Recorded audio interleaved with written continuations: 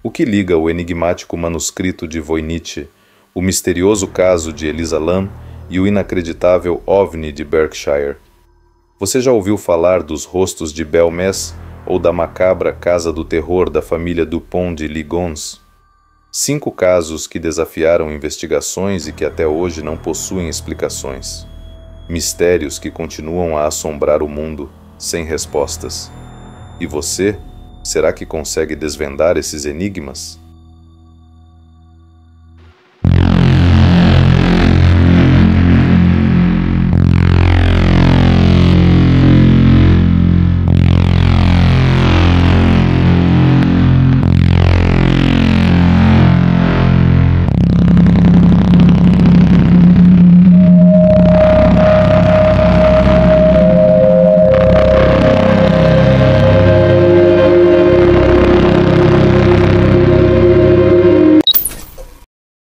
Caso 5. O manuscrito de Voynich.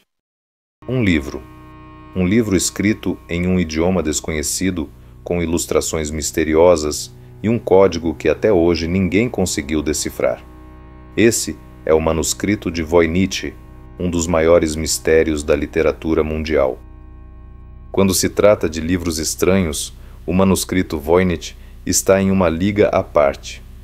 Este texto do século XV está cheio de desenhos estranhos, desde plantas alienígenas sem contrapartes biológicas até pessoas em miniatura operando uma série de máquinas desconhecidas. O nome oficial deste livro é Beinecke MS 408, embora seja mais conhecido como Manuscrito Voynich. Ele recebeu o nome do senhor Wilfrid Voynich, um colecionador de antiguidades que comprou o livro em 1912. Após sua morte, ele foi doado à Biblioteca de Livros Raros e Manuscritos Beinecke da Universidade de Yale, onde reside até hoje.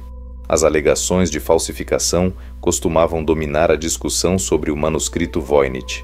Isso foi até 2009, quando amostras do livro foram datadas por carbono. Os resultados voltaram. O manuscrito é do início do século XV, especificamente entre 1404 e 1438. Além disso, o tipo de tinta e as técnicas de encadernação usadas também são consistentes com essa época.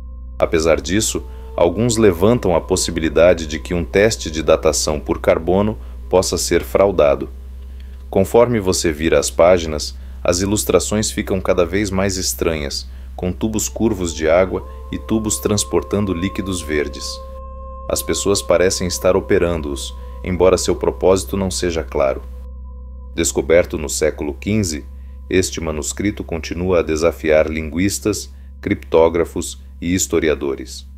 Especialistas sugerem que ele pode ser um elaborado golpe ou, talvez, um livro de um cientista medieval perdido no tempo.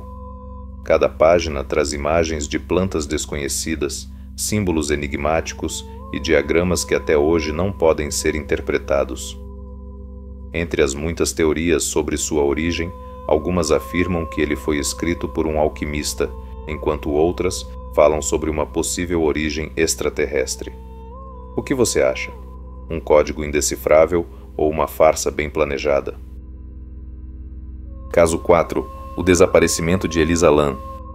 Em 2013, um caso chocou o mundo. Elisa Lam, uma jovem estudante, desapareceu de forma inexplicável no Hotel Cecil, e o mistério em torno de sua morte continua a assombrar os investigadores. As últimas imagens de Elisa Lam a mostram em um elevador, se comportando de maneira estranha, como se estivesse fugindo de algo invisível. Ela olha rapidamente para fora e volta assustada para dentro do elevador. Depois, ela se esconde, como se houvesse alguém procurando por ela.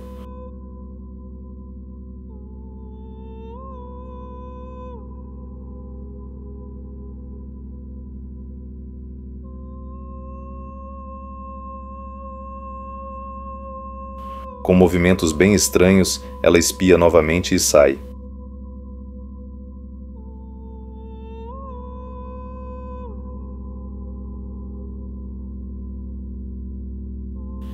Dias depois, seu corpo foi encontrado dentro de uma caixa d'água no topo do hotel, mas sem sinais aparentes de violência. Como ela chegou lá? O que realmente aconteceu naquela noite? Muitos acreditam que Elisa sofria de um surto psicótico, enquanto outros afirmam que forças sobrenaturais estavam envolvidas. Há ainda teorias de que o hotel abrigava segredos obscuros, conectando o caso a crimes passados. O que você acha? Caso 3, OVNI de Berkshire. Em 1969, uma noite mudou a vida de diversas pessoas. Luzes estranhas, testemunhas em pânico e memórias apagadas. O que aconteceu no misterioso caso do OVNI de Berkshire? Várias pessoas relataram avistamentos de um objeto voador não identificado. Algumas afirmam terem sido abduzidas e descrevem encontros aterrorizantes com seres desconhecidos. Alguns de nós temos dificuldade em lembrar o que estávamos fazendo uma semana atrás ou até mesmo ontem à noite. Mas Tom Warner, de Great Barrington, Massachusetts, pode dizer exatamente onde estava na noite de 1º de setembro de 1969. Eu estava deitado bem onde estamos agora, no chão assim, e havia um feixe de luz sobre mim, emanando de um objeto que não se parecia com nada que ele já tinha visto antes. 20 pés ou mais de altura e provavelmente cerca de 30 a 40 pés de diâmetro. E tinha, enquanto eu olhava, eu podia ver, tinha luzes. As luzes eram de cores que eu nunca tinha visto na vida. Para os céticos, essa história de um encontro próximo nos Berkshires pode parecer implausível. Mas Warner não é o único convencido de que testemunhou algo extraordinário naquela noite. Em 1969, tivemos ouvintes ligando para a rádio naquela noite. Na época, eles não sabiam que era um OVNI. Eles apenas ligaram para a rádio e disseram que algo bizarro estava acontecendo. David Isby é o gerente-geral da WSBS, a cerca de 5 milhas da casa de Warner. Nós falamos sobre isso no rádio na semana passada, e uma de nossas ouvintes, Jane Brown, que agora tem 84 anos, ligou para a rádio e nos contou que foi uma das primeiras pessoas a relatar o ocorrido. Essas memórias voltaram às notícias graças a este monumento na cidade vizinha de Sheffield, onde um homem chamado Tom Reed diz que ele e sua família tiveram seu próprio encontro próximo na mesma noite. This light rose up maybe 2 or 3 stories, and it went actually further away from our vehicle over what's now a large cornfield. The children coming to school and talking about the event. One of them was an old student of mine. One is a local shop owner whose father was the sheriff in town, police chief in town.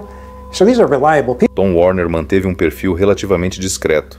Como Reed, porém, ele está convencido de que o monumento de Sheffield comemora algo grandioso e que esquecer aquela noite seria um erro. Quando você vê algo, é como eu te vejo. Eu vejo aquela pedra. Eu vejo aquele prédio. Eu vi aquele OVNI. Até hoje, esse caso é um dos mais documentados e misteriosos da ufologia. Seria uma nave extraterrestre? Um experimento militar secreto? Ou um evento que desafia qualquer explicação lógica? O caso permanece sem respostas. Caso 2. Rostos de Belmez. Espanha, 1971. Rostos começaram a aparecer em uma parede, aparentemente por vontade própria. Este é o caso dos Rostos de Belmez.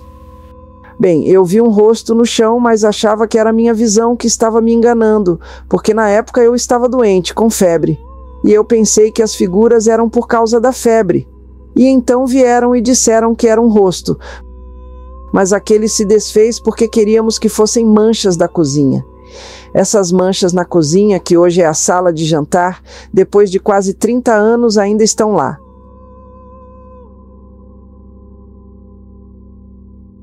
Durante todo esse tempo, Maria conviveu com cerca de 3.000 rostos que foram aparecendo e desaparecendo. Rostos que, de certa forma, quase fazem parte da família. O cabelo, a boca e o nariz. A boca.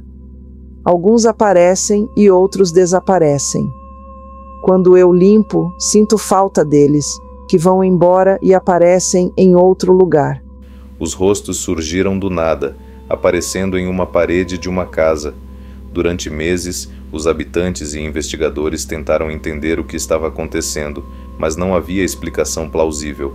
As imagens eram realistas, com expressões de angústia e tristeza. Alguns acreditam que era uma manifestação sobrenatural, outros sugerem que era uma fraude. Alguns testes foram feitos com canetas e tintas para verificar se os rostos foram desenhados manualmente. Análise com canetas e tintas químicas.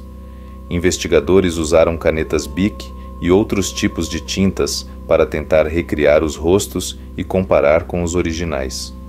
O objetivo era ver se os desenhos podiam ter sido feitos manualmente e depois desgastados para parecerem naturais. Experimentos de falsificação.